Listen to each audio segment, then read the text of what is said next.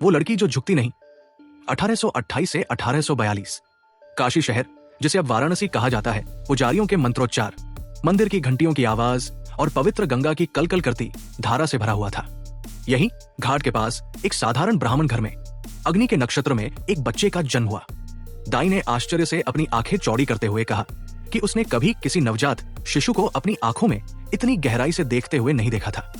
उसका नाम मणिकर्णिका रखा गया, श्मशान घाट के नाम पर, जहां जीवन और मृत्यु का मिलन होता है। उसकी मां भागीरथी बाई बचपन में ही चल बसी और उसके पिता मोरोपंत तांबे, जो पेशवा के दरबारी अनुचर थे, उसे बिठूर ले आए, जहां वो पेशवा बाजीराव द्वितीय के शाही महल में पली बढ़ी। लेकिन इस लड़की को दुल्हन बनने के लिए नहीं पाला गया था। वो महल के मैदानों में घोड़ों की दौड़ लगाती थी, रेशमी वस्त्र पहनकर पेड़ों पर चढ़ती थी, लकड़ी की तलवारों से युद्ध करती थी और योगियों तथा योद्धाओं के चरणों में घंटों बिताती थी। उसके साथी नाना साहिब और तात्या टोपे थे, दोनों ही कुलीन मराठा वंश के पुत्र थे। दोनों ही युद्ध कला में प्रशिक्षित थे। वे भाई बहन, साथी और कभी कभी प्रतिद्वंदी के रूप में बड़े हुए, जबकि अन्य दरबारी महिलाएं चुपचाप सिलाई करती थी।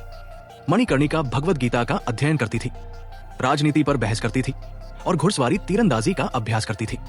वो एक सीटी से जंगली घोड़े को तोड़ सकती थी, एक साथ 2 तलवारों से लड़ सकती थी और बताया जाता है कि वो सरपट दौड़ते घोड़े पर सवार होकर धनुष चलाने में सक्षम थी। वो बाकी लोगों से अलग थी। वो साड़ी में लिपटी एक तूफान थी। झांसी का ताज 1842 से 1853 14 वर्ष की आयु में मणिकर्णिका का विवाह झांसी के महाराजा गंगाधर राव से हुआ, जो एक विद्वान और सुसंस्कृत सज्जन थे और उनसे लगभग 2 दशक बड़े थे। विवाह के बाद उनका नाम सौभाग्य की देवी के नाम पर लक्ष्मी बाई रखा गया। उन्होंने झांसी के पत्थर के किले में एक शर्मीली दुल्हन के रूप में नहीं, बल्कि अपने राज्य को आकार देने के लिए दृढ़ संकल्पित रानी के रूप में कदम रखा। बुंदेलखंड के बीच में पहाड़ियों और नदियों से घिरा झांसी कोई महान साम्राज्य नहीं था, लेकिन लक्ष्मीबाई के नेतृत्व में ये एक भयंकर गौरव का राज्य था। उन्होंने खुद को राज्य कौशल से घेर लिया, ब्रिटिश नियंत्रित भारत का भूगोल सीखा और पूरे उपमहाद्वीप में सुधारकों और क्रांतिकारियों को पत्र लिखना शुरू कर दिया। दंपति का एक बेटा था, लेकिन जल्द ही त्रासदी हुई, वो बचपन में ही मर गया। गहरे दुख में उन्होंने शाही परिवार से एक बच्चे को गोद लिया, दामोदर राव, लेकिन भाग्य ने एक बार फिर से वार किया। महाराजा, जो पहले से ही कमजोर थे, बीमार पड़ गए और 1853 में उनका निधन हो गया। लक्ष्मीबाई सिर्फ 25 साल की थी, पितृसत्तात्मक दुनिया में विधवा, और अंग्रेजों ने अपना मौका पहचान लिया। 3. द टाइगर केज 1853 से 1857 डॉक्ट्रिन ऑफ लैप्स के तहत ब्रिटिश ईस्ट इंडिया कंपनी ने घोषणा की कि झांसी का कोई वैध उत्तराधिकारी नहीं है और इस पर जोर दिया कि इसे कब्जा कर लिया जाए। एक पीला अभिमानी ब्रिटिश अधिकारी अधिकार की एक पुस्तिका लेकर आया। विधवा रानी ने उसका सामना किया, सफेद कपड़े पहने हुए। उसकी आंखें मौन क्रोध से जल रही थी। मैं अपनी झांसी नहीं दूंगी। शब्द लोहे की तरह गिर गए। अंग्रेजों ने उनके विरोध को दरकिनार कर दिया। उन्होंने प्रशासन पर नियंत्रण कर लिया। लंदन में उनकी दलीलों की अनदेखी की गई, लेकिन झांसी की आबादी ने अपनी रानी को नहीं छोड़ा। उसने महल नहीं, बल्कि किलेबंदी का निर्माण शुरू किया। उसने सेना को फिर से प्रशिक्षित किया, घुड़सवार सेना में महिलाओं को भर्ती किया और पूरे मध्य भारत में एक जासूसी गिरोह की स्थापना की। गुप्त लोहारों में तोपें गढ़ी जाती थी। महल की दीवारों के अंदर मशालों की रोशनी में योद्धाओं को प्रशिक्षित किया जाता था। बुंदेलखंड के युद्ध के नगाड़े बजने लगे। उसे एक चिंगारी का इंतजार था। 4. ज्वाला प्रज्वलित होती है। 1857 मई 1857 में मेरठ में पहली गोली चली, जब भारतीय सैनिकों ने विद्रोह कर दिया। विद्रोह जंगल की आग की तरह फैल गया। दिल्ली में बहादुर शाह जफर को सिपाहियों ने बादशाह घोषित कर दिया और पूरे भारत में रियासतों ने विद्रोह कर दिया। झांसी में भी विद्रोह हुआ। विद्रोही सैनिकों ने छावनी के अंदर ब्रिटिश अधिकारियों का कत्लेआम किया। हालांकि लक्ष्मीबाई ने नरसंहार को भड़काने से इनकार किया था, लेकिन अंग्रेजों ने उन्हें पूरी तरह से जिम्मेदार ठहराया। उसने स्वतंत्रता की घोषणा की और सिंहासन वापस पा लिया। लाल और सुनहरे रंग के परिधानों में सजी वो किले की प्राचीर पर खड़ी थी। उनके पीछे झांसी का शाही झंडा लहरा रहा था और उन्होंने लोगों से कहा, इस धरती ने तुम्हारे पूर्वजों का खून चूसा है, क्या अब तुम इसे विदेशियों के हाथों में जाने दोगे? भारत के बेटों, हथियार उठाओ और लड़ो। झांसी की घेराबंदी 1858 की शुरुआत में सर ह्यू ग्रोस की ब्रिटिश सेना तोपखाने और अनुभवी सैनिकों के साथ झांसी पर आगे बढ़ी। लक्ष्मीबाई ने युद्ध के लिए कमर कस ली। शहर के सभी द्वार सुरक्षित थे। महिलाएं युद्ध के मैदानों से खौलता हुआ तेल बरसा रही थी। बच्चे सुरंगों के जरिए संदेश भेज रहे थे।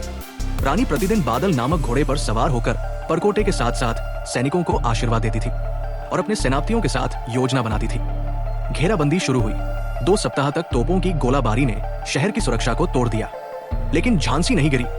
रानी ने रात में जवाबी हमले किए। उनका सफेद घोड़ा एक किंवदंती बन गया, दुश्मन के शिविरों में भूत की तरह दिखाई देने लगा। लेकिन दीवारें आखिरकार टूट गई। ब्रिटिश सेना किले में घुस गई। लक्ष्मीबाई ने विद्रोही भाव से अपने बेटे को अपनी पीठ पर बांधा, बादल पर सवार हुई और किले की दक्षिणी दीवार से नीचे खाई को पार होकर हुए किले की दक्षिणी दीवार से छलांग लगाई और नीचे की खाइयों को पार किया। बादल उतरते ही मारा गया, लेकिन वो बच गई। 6 ग्वालियर में अंतिम लड़ाई, जून 1858। वो कालपी भाग गई, तात्या टोपे के साथ मिल गई और ग्वालियर पर कब्जा कर लिया, जो भारत के सबसे दुर्जेय किलों में से एक था। वहां स्वतंत्रता की घोषणा की गई, भले ही कुछ क्षणों के लिए ही सही, लेकिन अंग्रेज तेजी से आगे बढ़े। 17 जून 1858 को ग्वालियर के बाहर के मैदानों में रानी लक्ष्मीबाई ने अपनी आखिरी लड़ाई लड़ी। योद्धा की पगड़ी पहने, कमर पर तलवार लिए, वो अपने आदमियों के आगे सवार थी। अंग्रेजों ने बाद में वर्णन किया, वो बहादुरी से लड़ रही थी, एक आदमी की तरह कपड़े पहने, घोड़े पर सवार, हाथ में तलवार।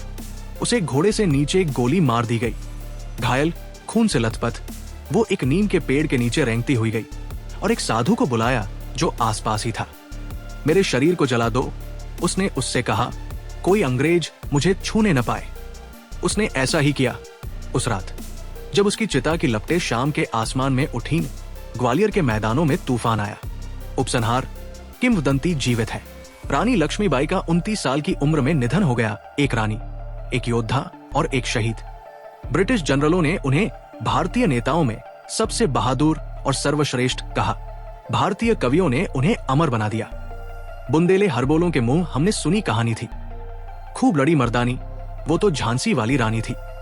बुंदेला योद्धाओं के होठों से हमने कहानी सुनी है, वो एक मर्द की तरह वीरता से लड़ी, वो झांसी की रानी थी।